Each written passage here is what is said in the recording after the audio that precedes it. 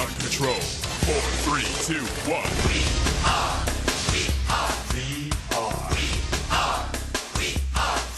Welcome back, nerds. Fino here.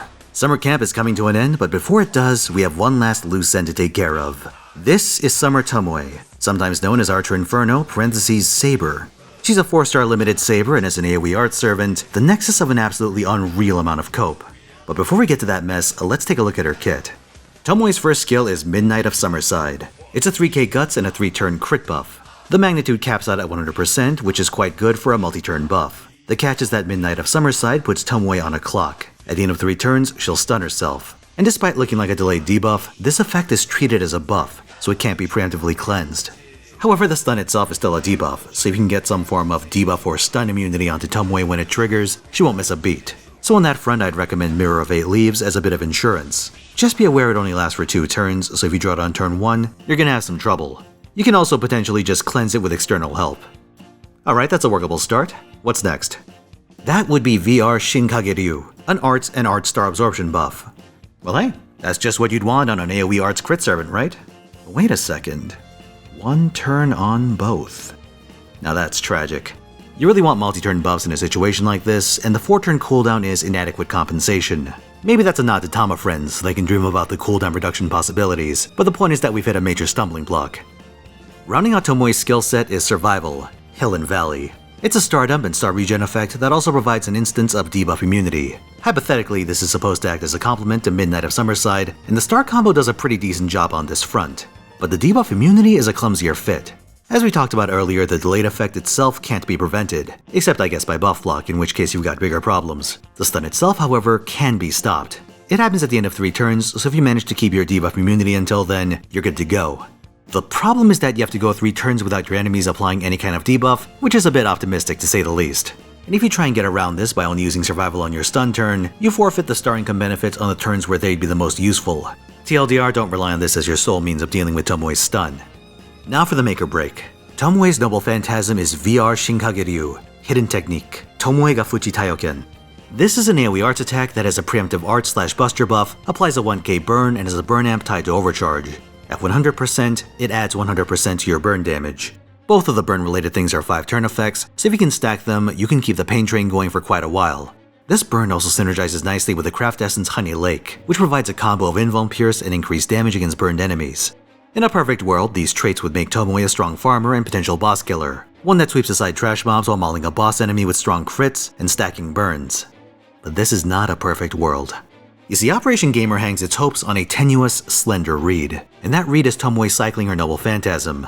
The hit count of 3 is on the low side, and her buff situation tends to leave her dead in the water. Of our 3 skills, the only one with any impact on her noble phantasm is VR Shinkage-ryu, which is a 1-turn arts buff. When it's downed, you feel it.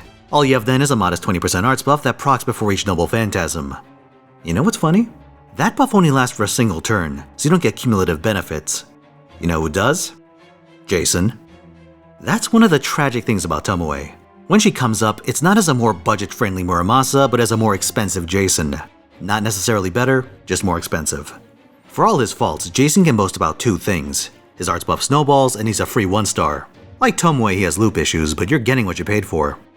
You see, Tomoe is the victim of Castoria backpedaling. Once the developers realized what kind of monster they created, the next batch of AoE art servants were given various flaws to rein them in. Kara has to rely on careful battery management, and Ritra trades off Mel's reliability for more damage. But Tomoe got it the worst. Sabers were, at the time, the worst loop farmers of the standard 7 classes, and for whatever reason, they didn't want to raise the bar too much. Consequently, Tomoe has a gimped arts buff with some crit cope as compensation. You know what the worst part is? It only took them a few months to give up, because then they went and released Muramasa, who has his own crit suite and a snowballing arts buff. Essentially the best parts of both Tomoe and Jason with a 50% battery thrown on top. That's pro-tag privilege. But those months between Tomoe and Muramasa were an absolute nexus of cope, and you would not believe the number of people that would bust out the mental gymnastics to justify what they were looking at. A lot of it blends together, but I took a look around and assembled some choice examples for your viewing pleasure. Quote, I don't know why people say Tomoe can't loop at all. She's definitely not the best, probably one of the worst arts loopers, but she can farm doors and lancers with plug suit. To say she can't loop at all is just a lie. What we have here is a classic example of loop goalpost moving. Generally speaking, if you need a third charger to farm anything that's not a 90++ node, 2 pluses, you're shit at farming and not a real looper. That's the Lakshmi Bai rule. This same individual would later go on to say the following, quote, "Her refund is not super bad. Tomoe is able to loop with Black Grail, with Plug Suit, and that's what matters the most to me. Geronimo can't. So yeah, that's where I draw the line." There you have it, boys. Tomoe is better than a 3-star with a one-hit Noble Phantasm. But why stop there?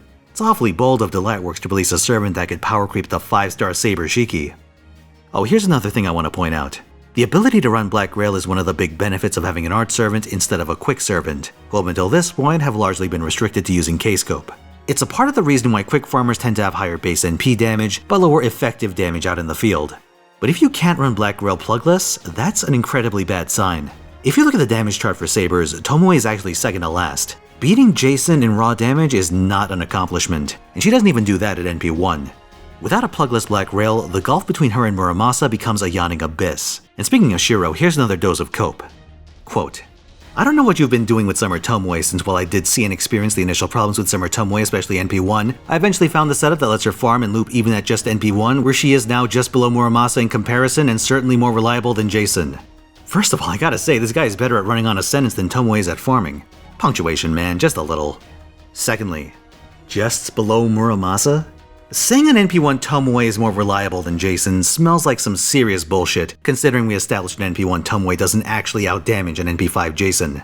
Maybe they're conflating the event damage bonus for, a servant actually being good.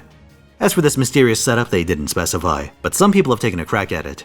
Quote, "Yeah, K-Scope plus Para almost always the optimal setup. I think this one speaks for itself by and large, but I feel the need to point out that if your Saber needs K-Scope and a third support, you've effectively created another Lakshmi Bai." Quote, "She loops fine, but you have to use a looping CE and her damage isn't that amazing, so her damage may be low and I really didn't test against Berserker and other low refund enemies." Now assuming looping CE doesn't refer to K-Scope, you might have some options. Magical Girl of Sapphire, Ocean Flyer, something with 50% charge and a relevant buff might let you get away with going plugless, though your damage will suffer. Quote, "If it's 3/3/3 Lancers, Summer Tomoe loops fine, she'll just need some starting charge. My usual setup with her is Painting Summer and Append 2 unlocked." An art servant needing their append to do basic on-class farming is a bit appalling, but if you're stuck with Tomoe, I would recommend getting her charge append online. The more batteries you can squirrel away for subsequent turns, the more likely you are to have a successful farming run. And given how bad Tomoe's refund is, you're gonna need them. Now here's a gem to cap out our cope compilation. Quote, "Hey, the Tomoe guy here, and it doesn't matter what's said here. She's the best unit in this game purely on outfit and art. Also, Xnaya shows how to loop with her properly in a video a week ago against Berserkers of all nodes. S+ in my heart." Now that Xnaya bit got me curious, so I did a bit of digging and found this gem from his Castoria system addendum. Quote, "Probably the worst art AoE servant released in the last 2 years." End quote. I don't know what video that other guy was watching, but we've actually hit Cope Reality Marble status. Suffice to say, I wouldn't recommend using Summer Tomoe, but if you absolutely have to, I have another bit of advice. Run her against boss enemies with trash, wait for the Mighty Chain update, and when you're sequencing her cards, do her Noble Phantasm, quick, and then bust her. This will give you the advantage of having her NP buffs and all 3 chain starter effects. The end result is a better chance at getting a meaty buster crit to ruin your target's day. But here's another idea. If you need a farming Saber, you can actually just wait a few months for this year's main summer event. That event introduces Saber Okita Alter. She's a quick attacker, but very special in that she's untethered from K-Scope. Presented with the option of a quick servant that can run 50% CEs and an art servant that often has to use them, the lines get awfully blurred, and Okita benefits from an overall superior skill set. Maybe you think it's unfair to compare a 4-star with a 5-star, and hey, that's fair. If you need some extra convincing though, consider the difference in their respective banners. Tomoe is stuck on a hellish quad banner where the grand prize is Summer Abigail, an exceptionally crusty foreigner. Okita Alter, by comparison, shares her banner with Summer Anastasia, who's good enough to act as a Chloe substitute in the single-target archer slot. There's also Summer Charlotte, who's a decent single-target caster. Aside from the craft essences, you're getting a much better deal. Something to keep in mind. Thanks for watching, you dreadful little coplings. Like if you found this information eye-opening, subscribe for more, and come watch me at twitch.tv/Finotaisen where I stream every weekend, 3 p.m. Pacific time, Friday through Sunday. This week I'll be streaming Lost Belt 6 and Morgan rolls, and there may even be some weekday streams depending on when it comes out. I'll post the schedule on this channel once I've ironed everything out, so keep an eye out.